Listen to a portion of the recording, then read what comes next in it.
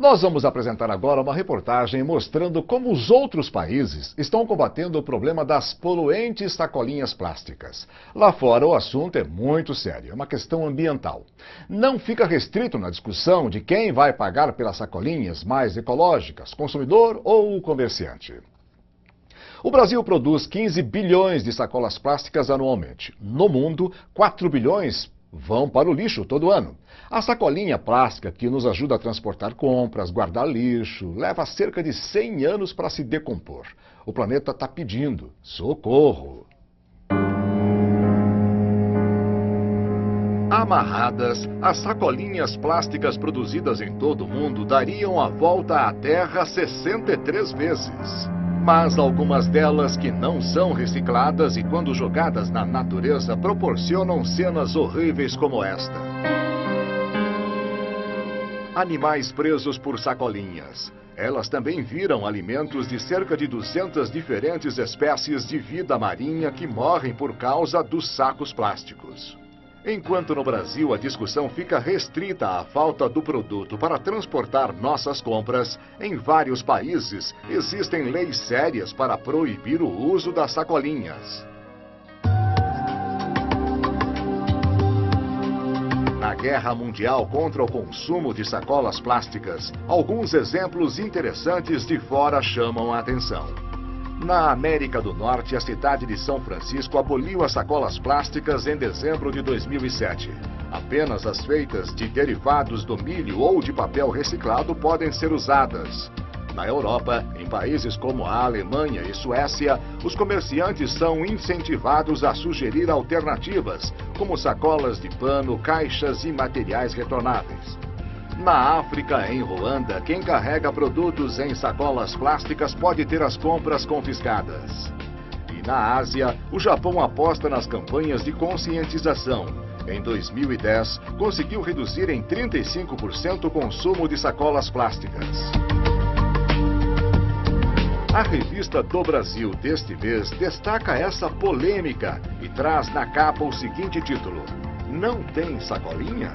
A reportagem da jornalista Cida de Oliveira aborda a questão oportunista dos supermercados paulistas que, munidos de demagogia ecológica, passam a cobrar pela sacolinha.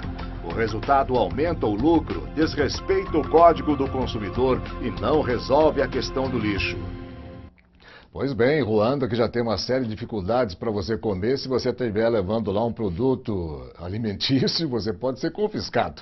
E para comentar esse assunto conosco está o Paulo Donizete, que é editor-chefe da Revista do Brasil, aqui no estúdio do Seu Jornal. Boa noite, Paulo. Prazer te receber, viu? Boa noite, Ribeiro. Muito bem, Paulo. Na abordagem da revista, o consumidor está sendo manipulado por uma ação política. Explica para a gente como é que você entende isso. Na verdade, a ação é política e a manipulação ela se dá através de uma coisa bilateral. É o governo do estado de São Paulo e o setor supermercadista impondo uma situação para um consumidor. A gente vê que a preocupação ambiental é crescente, né, na sociedade. As pessoas se preocupam, levam sacola para a feira, levam sacola para o supermercado. Mas uma coisa é você conscientizar as pessoas dos perigos, né, dos produtos não biodegradáveis para o ambiente. Outra coisa é você se aproveitar de um discurso ecológico para poder cobrar pela sacolinha. Quer dizer, a sacolinha pela qual você paga não polui, não degrada. Quando eu estava entrando aqui, né, eu passei ao toalete e tinha lá um sinal. Ao sair, apague a luz. Mas não tinha um sinal, ao entrar, acenda a luz. Entendi. Porque é uma necessidade, né, minha. Então a gente tem que transformar a preocupação ambiental em necessidades das pessoas. Os supermercados, pelo contato que tem com o consumidor, e o governo, pelo poder de inserção em vários setores da sociedade, eles podem colaborar muito com a conscientização, né, que é saudável, que é explicar para as pessoas como é que funciona. Agora, você impor, né, você tirar do consumidor o direito de transportar as suas compras, né, com a desculpa de que você está protegendo ou descuidando do ambiente, né, é uma conversa muito limitada. Né? Muito bem. Paulo, quais são os outros assuntos de destaque da Revista do Brasil esse mês? Então, tem uma reportagem especial sobre Não, na verdade a gente recupera um pouco a situação do Pinheirinho, que foi uma memória de um espetáculo lamentável proporcionado pela Polícia Militar, né? A chegada do crack no interior através dos imigrantes que vêm trabalhar nos canaviais e depois levam para suas cidades de origem. A entrevista com o Celton Mello, que está dando um show no cinema e mostrando que é possível fazer cinema popular e ao mesmo tempo um cinema reflexivo. O que ele diz para você nessa reportagem? Não, ele fala que ele curte muito a televisão, que ele está curtindo muito o cinema, mas que ele quer crescer, ele quer provar que é possível fazer um cinema legal, que o povão entenda e que ao mesmo tempo propõe uma reflexão da vida, que é o papel do cinema, né? Que é fazer com que as pessoas se identifiquem com aquilo que eles estão vendo, né? Que é a proposta da indústria do cinema desde a sua origem, né? E ao mesmo tempo, quando as pessoas fazem um cinema muito reflexivo, muito sofisticado, afasta as pessoas da linguagem e o cinema brasileiro acaba não conseguindo muito público, né? Paulo, você abordou dois assuntos que são distintos, mas trouxeram polêmica para a sociedade de uma forma geral. Primeiro, a situação do Pinheirinho, que eu queria que você abordasse. O que você sentiu na reportagem do Pinheirinho? O Pinheirinho é um exemplo, assim, um mau exemplo, muito bem acabado, né, de que a justiça brasileira ela precisa de se rever, né, porque as decisões voltadas para o interesse da propriedade, seja qual seja a função da propriedade, elas são muito rápidas.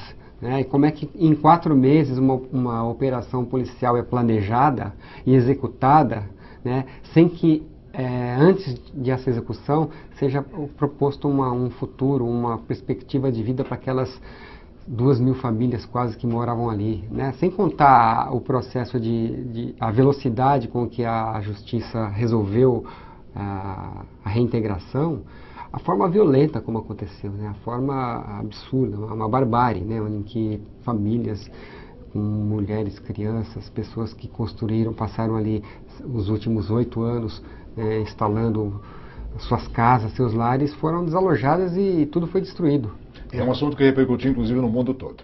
Outro assunto que a sua revista, a Revista do Brasil, está abordando é o problema enorme do crack. Nós temos a Cracolândia, na capital de São Paulo, e temos agora o uso do crack na zona rural. O que é que a abordagem sentiu? A verdade é que o crack é mais uma das drogas ilícitas, né, que passaram a ser consumidas e difundidas no país, né, e mais uma das drogas que são consumidas e as quais os seres humanos se tornam dependentes. Já existe o cigarro, que é legal, a bebida, que é legal, né, e a reportagem, inclusive, até destaca que o álcool ainda mata muito mais do que o crack. O crack é uma droga de vício muito rápido, né, que as pessoas adquirem a dependência muito rapidamente, e uma política nacional, né, para combater o crack e outras drogas foi lançada no final do ano passado.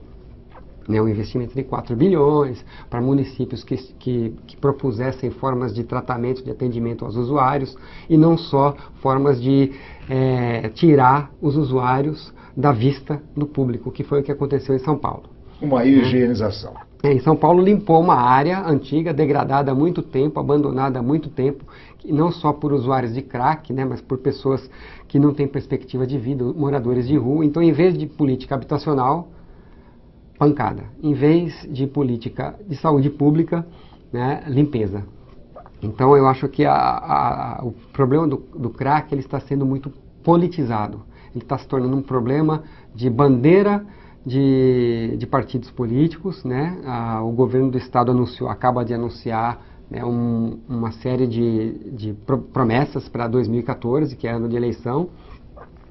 E essa operação executada na Cracolândia, antes de oferecer uma perspectiva de cuidado às pessoas que são usuárias da droga, ela dificultou uma abordagem que proporcionasse um atendimento a essas pessoas de maneira mais eficiente. A Revista do Brasil estará quando nas bancas? A revista já está circulando. Ótimo. Ela ficou pronta, está circulando nas bancas, já está chegando aos trabalhadores dos vários sindicatos que participam do projeto da revista e da Parabéns pela Revista do Brasil, que já tem 5 anos e 8 meses aí de vida, trazendo muito brilhantismo para todos nós, com certeza. Carlos Sartori, que é nosso editor-chefe, disse que leu no final de semana e achou interessantíssima. Muito obrigado pela sua presença. Até a próxima, viu, Paulo? Obrigado, eu que agradeço, e vamos continuar com nossa parceria.